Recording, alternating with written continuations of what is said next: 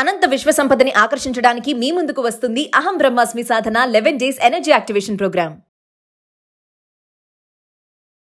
నమస్తే రమగారు. నమస్తే జయ. రమగారు, శ్రావణ మాసంలోకి వచ్చేస్తున్నాము. శ్రావణ మాసం అనగానే ప్రతిరోజు కూడా పర్వదినమే కదండి. ఏ రోజుకు ఆ రోజుకు ఒక విశిష్టత. శ్రావణ శుక్రవారం అని, శ్రావణ మంగళవారాలు, శ్రావణ శనివారాలు, ఇవి కాకుండా ఇంకా కొన్ని విశిష్టమైన రోజులు కూడా ఉన్నాయి, విశేషమైన రోజులు కూడా. ఒక్కసారి శ్రావణ మాసం గురించి మాట్లాడుకుందామండి. ఉత్తరాయణం వెళ్ళిపోయి దక్షిణాయనం మొదలవుతుంది. ఈ నెలలో దక్షిణాయనం మొదలైపోయింది. ఇంచుమించుగా ఆషాఢ మాసం సగపడి పడేసరికి సూర్యుడి సంక్రమణంతో దక్షిణాయనం వచ్చేస్తుంది. ఈ దక్షిణాయనము అనేది కొన్నిటికి పనికిరాదు. ఎలాగా మన ఉపనయనాలు అవి దక్షిణాయనంలో చేయరు, ఒక నియమంగా ఉంటుంది. ఉత్తరాయణంలోనే ఉపనయనం చేయాలి, దక్షిణాయనంలో చేయరు. కానీ దక్షిణాయనం అంతా కూడా ఉపాసనా కాలంగా కనపడుతుంది.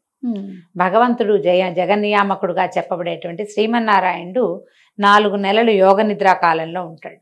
అది సంక్రమణం నుంచి ఇంచుమిక తొలి ఏకాదశి నుంచి కదా, సంక్రమణానికి కొంచెం ముందు తొలి ఏకాదశి నుంచి ఆయన నిద్రాపరవశుడుగా ఉంటాడు 4 నెలలు. ఈ 4 నెలలు భగవంతుడు నిద్రపోతున్న కాలంలో మనం రకరకాల ఉపాసనలు చేస్తాం. దాంట్లో మొట్టమొదటి ఉపాసన లక్ష్మీ ఉపాసన. అమ్మవారిని పూజించడం విశేషంగా కనపడుతుంది. శ్రావణ మాసం అంతా కూడా అమ్మవారి ఆరాధనే. ఒకటి లక్ష్మీదేవను, మధ్యలో గౌరీదేవను, మధ్యలో గోకులాష్టం వస్తుంది, విష్ణు ఆరాధన చేస్తాము. ఈ శ్రావణం అయితే భాద్రపదంలో కొద్ది రోజుల పాటు వినాయకుడిని పూజిస్తాం. మళ్ళీ ఇంకా చూడు పితృదేవత ఆరాధన వస్తుంది, ఒక 15 రోజులు. అది వెళ్ళగానే ఆశ్వేజం అమ్మవారి ఆరాధన వస్తుంది. శరన్నవరాత్రులు ఓ 10 రోజులు, 15 రోజులు. దీపావళి పండుగ వస్తుంది, మనకి కార్తీకం మొదలవుతుంది. తీవ్రమైన శివారాధన, విశేషమైన ఆరాధన చేస్తాం. ఈ శివారాధన అయ్యాక మార్గశిరము, అందులో నుంచి మళ్ళీ పుష్యమాసం మొదలవుతుంది, అది మన ధనుర్మాసం మొదలవుతుంది. మళ్ళీ విష్ణు ఆరాధన. అది పూర్తయ్యేసరికి మళ్ళీ ఉత్తరాయణం వచ్చేస్తుంది. మన కాలం ఇలాగే తిరుగుతూ ఉంటుంది. అయితే విశేషమైన ఆరాధనా కాలంగా చెప్పబడే శ్రావణం అంతా కూడా మనం ఎక్కువగా లక్ష్మీ ఆరాధన చేసుకున్నా కూడా రకరకాల ఆరాధనలు అన్ని పర్వదినాలుగానే కనపడతాయి. విశేషంగా ఇది స్త్రీలకి వ్రతాలు చేసుకునే కాలం కాబట్టి ఒక 4 లేదా 5 శుక్రవారాలు, ఈ సంవత్సరం 5 వారాలు వచ్చినాయి. మొదటి రోజు శుక్రవారంతో మొదలైంది కాబట్టి 5 శుక్రవారాలు లక్ష్మీ అమ్మవారి ఆరాధన, 4 మంగళవారాలు గౌరీ ఆరాధన, 4 సోమవారాలు ఉంటాయి. 4 సోమవారాలు విశేషంగా శివారాధన చేయబడుతుంది. మన ప్రాంతంలో కంటే కూడా నార్త్ ఇండియాలో ఎక్కువ చేస్తారు. ఎందుకంటే వాళ్ళ శ్రావణ మాసం ఆషాఢ పౌర్ణమి తర్వాత మొదలైపోతుంది. మామూలుగా మనకి ఎట్లా ఉంటుంది, అమావాస్య వెళ్ళగానే మన నెల మొదలవుతుంది. అవును. కానీ నార్త్ ఇండియాలోనే కాదు, తమిళనాట కూడా అదే పద్ధతి, వాళ్ళది కూడా అంతే. పౌర్ణమి వెళ్ళగానే నెల మొదలైపోతుంది. అవును. ఇప్పుడు ఇది ఆషాఢ పౌర్ణమి వెళ్ళాక 15 రోజులైతే కానీ మన శ్రావణం మొదలవ్వదు. వీళ్ళకి మాత్రం, వాళ్ళ నార్త్ ఇండియాలో మాత్రం ఈ ఆషాఢ పౌర్ణమి వెళ్ళగానే తెల్లవారేసరికల్లా వాళ్ళ శ్రావణ మాసం మొదలవుతుంది. అయితే శ్రావణంలో మనం చేసే ఆరాధనేమో విశేషంగా లక్ష్మి, కానీ నార్త్ ఇండియా అంతా కూడా శివారాధన విశేషంగా చేస్తారు. ఈ కాశీ లాంటి పుణ్యక్షేత్రాలు చాలా హడావిడిగా ఉంటాయి, ఎక్కడెక్కడి వాళ్ళు కాశీ చేరుతారు. శివారాధన సావన్లోనే, శ్రావణ మాసంలోనే విశేషంగా చేయబడుతుంది. మన శివారాధన ఎప్పుడు విశేషంగా కార్తీకంలో చేస్తాం. వాళ్ళు అప్పుడు వాళ్ళ హడావిడి ఉంటుంది, ఇప్పుడే ఉంటుంది. కానీ మనం కూడా ఏం చేయొచ్చు, శ్రావణంలో ఉన్నటువంటి 4 సోమవారాలని మనం విశేష శివారాధనకి కేటాయించుకోవచ్చు. కార్తీకంలో ఎలాగో సోమవారాలు చేసుకుంటాం, ఇప్పుడు కూడా మనం చేసుకోవచ్చు. ఎవరికైతే జాతకంలో చంద్రుడి యొక్క దోషం ఉంటుందో వాళ్ళు కనుక ఈ శ్రావణ సోమవారాలని కనుక శివారాధనకి పెట్టుకుంటే దేవాలయాల్లో అభిషేకం చేసుకోవచ్చు, ఇంట్లో శివ పూజ చేసుకోవచ్చు, దేవాలయ సందర్శనం చేయొచ్చు. వీటిలలో ఏది చేసినా అద్భుతమైన ఫలితం లభిస్తుంది. 4 సోమవారాలు.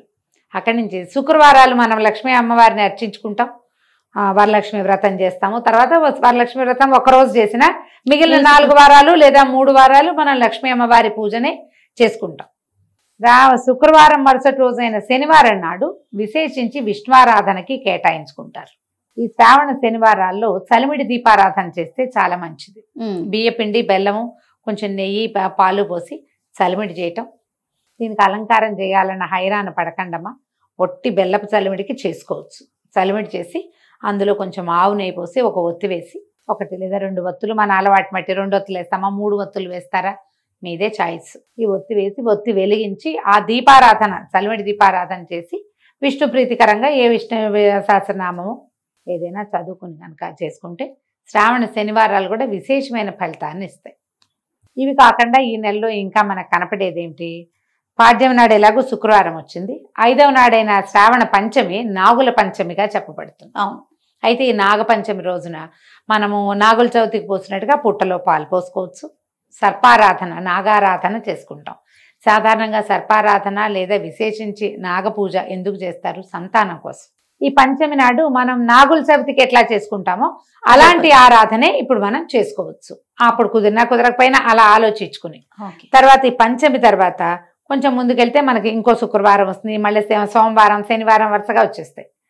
ఒక 10 రోజులు గడిచేసరికల్లా పౌర్ణమి వస్తుంది, రాఖీ పౌర్ణమి.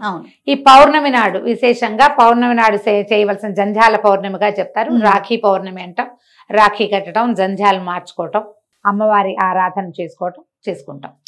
తర్వాత మళ్ళీ రాఖీ పండగ వెళ్ళిపోయాక అష్టమి నాడు గోకులాష్టమి జరుపుకుంటాం. శ్రీకృష్ణ జన్మాష్టమి, అది భారతదేశం అంతా చేసుకునేది. కృష్ణాష్టమి చేసుకోవడం, కృష్ణుడి బర్త్డే మీరు ఎలా కుదిరితే అట్లా చేసుకోవచ్చు కృష్ణాష్టమి. మళ్ళీ కృష్ణాష్టమి వెళ్ళిపోయేసరి మళ్ళా సోమవారం, మళ్ళా శనివారం, మళ్ళా శుక్రవారం, మంగళవారం ఎలాగూ వస్తాయి. ఇవన్నీ వచ్చిన తర్వాత చివరికి వచ్చేటువంటి పోలాల అమావాస్య కూడా విశేషించి సంతానం కోసం పూజ చేసుకునే విధానంగా మనకి కనపడుతుంది.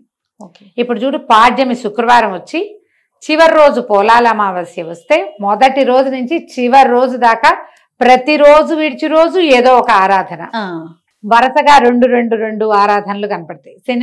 శనివారం పూజ అలా చెప్పకూడదు మనం. సోమవారం పూజ, సోమవారం శివారాధన, మంగళవారం గౌరీ ఆరాధన, బుధ లేదు గురు లేదు, మళ్ళీ శుక్రవారం లక్ష్మీ ఆరాధన, శనివారం విష్ణు ఆరాధన. ఇవి 2 విశేషం. మళ్ళీ ఆదివారం ఖాళీ, మళ్ళీ సోమవారం. ఒకవేళ ఈ ఆదివారాల్లో ఏమైనా ప్రత్యేక పర్వదినాలు వస్తే అవి కూడా చేసుకుంటాం. ఈ కాలంలో మనం చేయవలసింది ఏంటి, మనకి సాధారణంగా ప్రతి సీజన్లో వచ్చేటువంటి పండగలు పర్వదినాల్లో మనం ఏం తినాలో, ఏం చేయాలో, ఏం తింటే ఈ సీజన్కి మంచిదో దానికి తగినట్టుగానే మనకి ఏర్పరిచారు పెద్దవాళ్ళు. మన ప్రాంతంలో వర్షాకాలం శనగలు తినాలి. ఇప్పుడే కదా అందుకే శనగలు ఇస్తాము. విశేషించి శనగలే దానం. అవును అందరికీ శనగలే ఇస్తాం. మంగళవారాలు శనగలే, శుక్రవారాలు శనగలే. శనగలు మనం ఏం చెయ్యం, ఎవరింటికో వెళ్తే వాళ్ళు ఇన్ని శనగలు ఇస్తారే. ఆ శనగలు వేయించుకుని తింటాం, వండుకొని తింటాం, పచ్చివి తింటాం, ఏదో ఒకటి శనగలు తినాలి. శనగలు బలం, హెవీ ప్రోటీన్, పిల్లల్లో ఎదుగుదలకి మంచిది, ఆడవాళ్ళ ఆరోగ్యానికి మంచిది, మగవాళ్ళ ఆరోగ్యానికి మంచిది.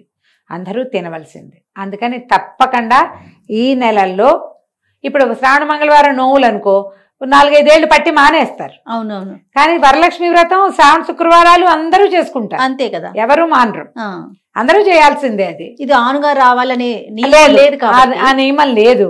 కాబట్టి ఎవరో ప్రతి వాళ్ళు చేసుకోవచ్చు. శనగలు నానబోసుకోవటం, ఇచ్చుకోవటం ఎవరో ఒకరు. అందరికీ వాయినాలు ఇచ్చి మనం తినకుండా తాంబూలం కదా వాయనం అంటాం, తాంబూలం అనొచ్చా? అనొచ్చు. శ్రావణ మంగళవారం వాయనాలు అంటారు వాటిని. వాయనము అనొచ్చు, తాంబూలము అనొచ్చు. ఇవ్వండి, పుచ్చుకోండి. శనగలు ధారాళంగా ఇవ్వటము, పుచ్చుకోవటము 2 మంచివే. పుచ్చుకోవటం అంటే ఊరికే తెచ్చుకోవటం కాదు, ఆ రోజు శుభ్రంగా వండుకు తినేయటం కూడా మరీ మంచిది. ఇది చేసుకోవటం మన ఓపిక, మనకి చేత వచ్చినట్టు ఎట్లా కుదిరితే అట్లా చేసుకుంటాం. అయితే ఈ రకంగా మొత్తం నెలంతా కూడా ఏదో ఒక రకమైన పూజా పునస్కారంగా ఉంటుంది. కాబట్టి విశేషించి ఇవి స్త్రీల వ్రతాలు, ఆడవాళ్ళు ఎక్కువ ఇన్వాల్వ్ అయ్యి చేసుకునేవి. ఇప్పుడు మగవాళ్ళ ఇన్వాల్వ్మెంట్ ఎక్కడ ఉంటుంది ఇందులో? సహాయ సహకారం అందించటం, కావలసినవి కొనిపెట్టడం, ఎక్కడికైనా వెళ్ళాలంటే తీసుకెళ్ళటం, వాళ్ళ నెత్తి మీద అక్షింతలు వేయటం, వేరే రకపు అక్షింతలు వేయకుండా కేవలం పసుపు అక్షతలు మాత్రమే వేసి బాగా చక్కగా చూసుకుంటే ఈ సువాసిని వ్రతాలు ఆడవాళ్ళు చేసేది ఎందుకమ్మా? సాధారణంగా భర్తల ఆరోగ్యం, కుటుంబ సౌఖ్యం, సంతాన సౌభాగ్యాల కోసమే చేస్తారు.